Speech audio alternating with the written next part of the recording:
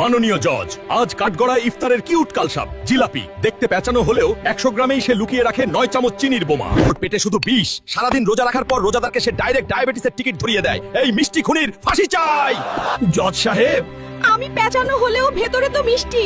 মানুষ নিজে ইচ্ছে করে খাবে, আর ডায়াবেটিস হলে সব দোষ আমার। Order order. মিষ্টি কথায় ভুলিয়ে মানুষের শরীরে চিনির বিষ ঢোকানোর অপরাধে এই আদালত জিলাপিকে গরম চিনির শিরায় ডুবিয়ে মারার আদেশ দিচ্ছে। পাদের ঘরের পাদ, চল আজ কাঠগড়ায়। আজ আসামির কাঠগড়ায় দাঁড়িয়ে আছে আস্ত একটা পাদ।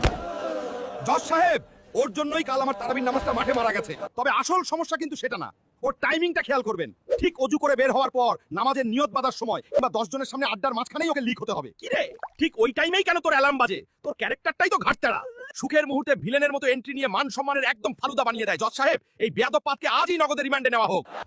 একটু চুপ থাকো উকিল সাহেব, চলো আমরা তার মুখে শুনি। হ্যাঁ, আমি দোষী, কিন্তু ভাজা পোড়া খেয়ে আপনারা বাথরুম চেপে রাখলে আমার কি দোষ? জোর করে আর কতক্ষণ আটকাবেন? সাইলেন্ট মোডে কোন দিক দিয়ে লিক করবো টেরও পাবেন না। Order order. উল্টাপাল্টা খেয়ে পেটে গ্যাস বানানোর অপরাধে আর লোক সমাজে পরিবেশ দূষণ করার দায়ে এই আদালত পাদকে ঠিক সময় বাইরে আসার আদেশ দিচ্ছে।